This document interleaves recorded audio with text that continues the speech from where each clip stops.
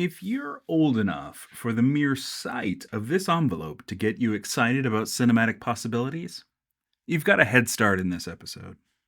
For everyone else, the ones who had no idea Netflix was ever in the stationery business, buckle up. This episode is going to rewire how you think about design. Because this is no ordinary envelope. This was the envelope that built an empire. Let's get into it.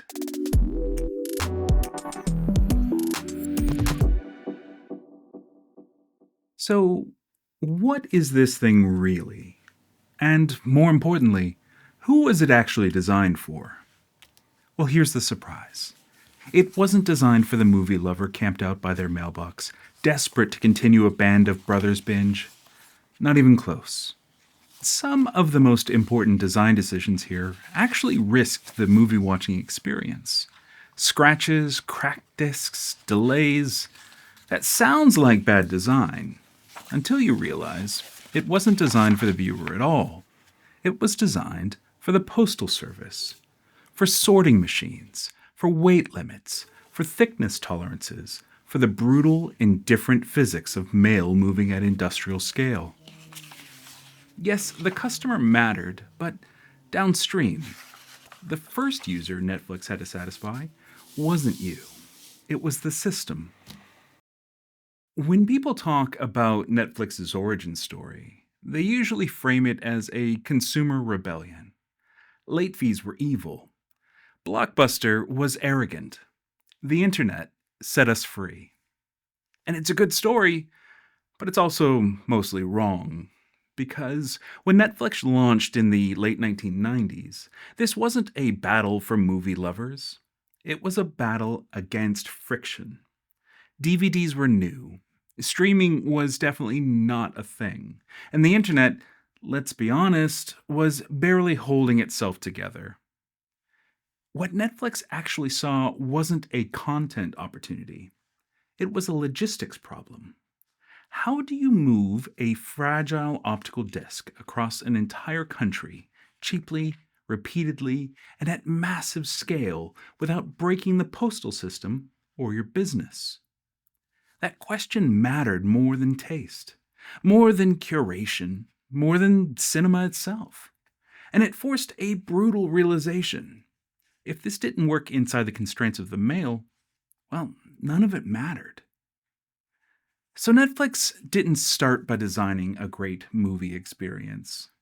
They started by designing something that could survive the journey. Before the red envelope, there were other ideas. Bad ones. Early DVD mailers were chunky plastic clamshells, basically miniature VHS cases pretending to be modern. They protected the disc, sure, but they were heavy, expensive, and completely out of sync with the realities of the postal system. Weight mattered, thickness mattered. Every extra gram multiplied across millions of shipments became a financial problem. And the Postal Service does not care about your brand story. It cares about machines. Sorting machines don't admire clever design. They don't slow down to admire the elegance. They chew through paper at industrial speed and punish anything that doesn't conform. Netflix learned this the hard way.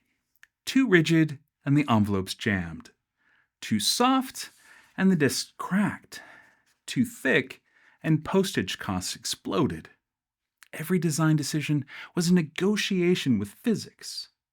So protection, the obvious priority for a movie company, was deliberately compromised. That sounds reckless until you understand the trade-off. A scratch disc is annoying. A mailer that can't move cheaply, reliably, and endlessly is fatal. Netflix wasn't optimizing for perfection here.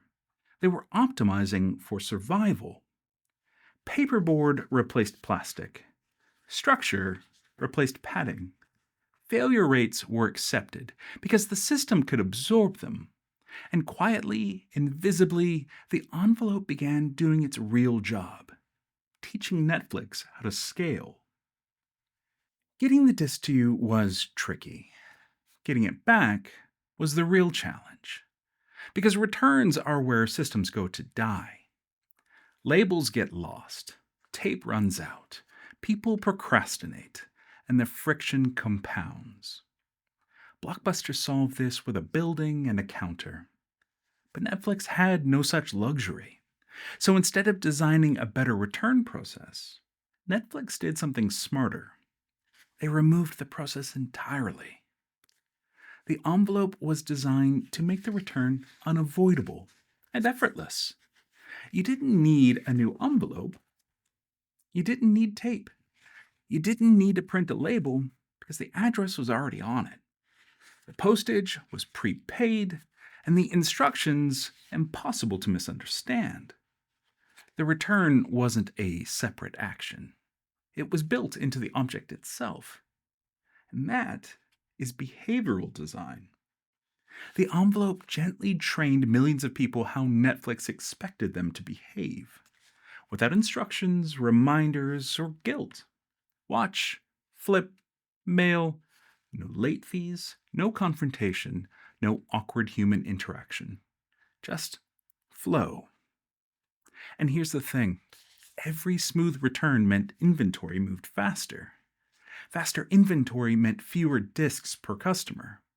Fewer disks meant lower costs. The envelope design was ruthlessly efficient. By the time streaming arrived, Netflix had already won the hardest battle. Not bandwidth maximization, not clever compression, but trust. Mark Randolph, Netflix's co-founder, put it plainly. When we finally introduced streaming in 2007, it was as a company people had long trusted to bring them great stories. Without the DVD by mail foundation, there was no way Netflix could have risen to be a global streaming leader. You see, for years, Netflix behaved the same way, over and over again. Movies arrived when they said they would. Returns were painless. Mistakes were forgiven. Discs were replaced without a fight.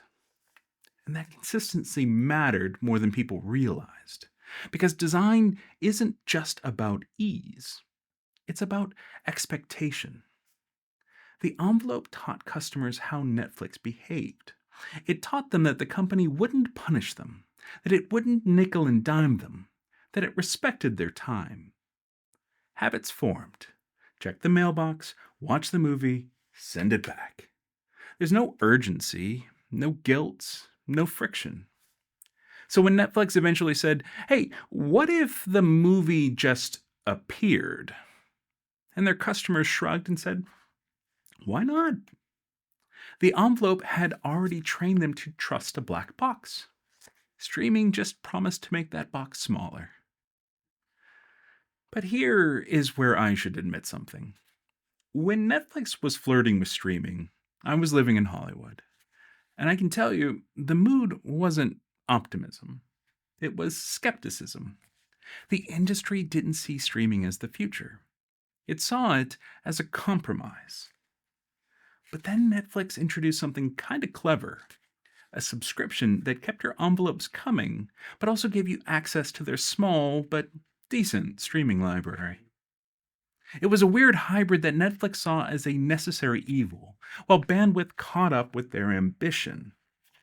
I remember the first film I ever streamed, Sukiyaki Western Django. That strange, wonderful Japanese Western executive produced by Quentin Tarantino. And it was painful. The process, not the movie. Low resolution, endless buffering, compression artifacts everywhere. It looked worse than DVD.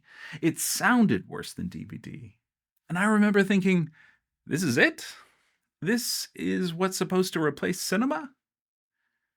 And I was one of those betting against them. But Netflix wasn't betting that streaming would be good. They were betting that people would trust them long enough for it to become good. The envelope bought them that patience.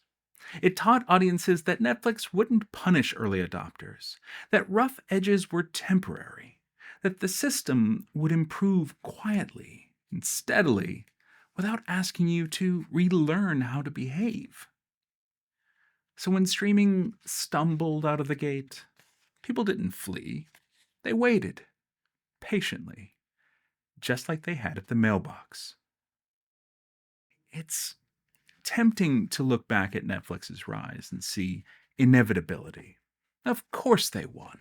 Of course streaming was the future. Of course Blockbuster didn't stand a chance. That's hindsight doing what it does best, lying convincingly. At the time, Netflix wasn't betting on the future of cinema. They were betting on behavior. They understood something deceptively simple. People don't adopt new technology because it's better. They adopt it because it feels similar. The envelope didn't just move disks, it trained patience. It normalized delay. It removed punishment from participation. And that mattered more than resolution, bit rate, or catalog size. And this is where a lot of modern design goes wrong. We obsess over interfaces. We chase delight. We polish the moment of use. But we ignore the system the thing has to survive inside. Netflix didn't start with delight. They started with constraints, weight limits, sorting machines, human laziness, institutional indifference. They designed something boring enough to endure, and only then allowed it to become something elegant. That's the uncomfortable lesson here. Great design doesn't begin with inspiration. It begins with submission to reality. The Netflix empire wasn't built on a brilliant algorithm that always seemed to know what you should watch next. It was built by obsessing over a moment so small most people forgot it mattered. An envelope. At first, it carried movies. Then, it carried habits. And then, it carried trust. And once you own trust at scale, the medium almost stops mattering. The mailbox disappeared, the discs disappeared, even the envelope disappeared. But the behavior remained. Netflix didn't stop being a logistics company. They just changed what they moved. And today, the envelopes look different. They don't arrive in your mailbox. They arrive in boardrooms. Thicker paper, longer sentences, much higher stakes. Agreements, rights, acquisitions. Studios that once ruled distribution now negotiate with a company that learned early on how to move things quietly, efficiently, and at scale. From paperboard sleeves to paper contracts. The same instinct, the same patience, the same respect for systems that don't care about romance. The envelope didn't just build Netflix. It taught them how power moves. If you're interested in how ordinary design decisions quietly shape culture, power, and behavior, this is what this channel does. Subscribe for more. New episodes bi-weekly. In the meantime, why not build your own little global empire? You've got envelopes. They're in the junk drawer next to the double A's. Okay. I'll see you in the next one.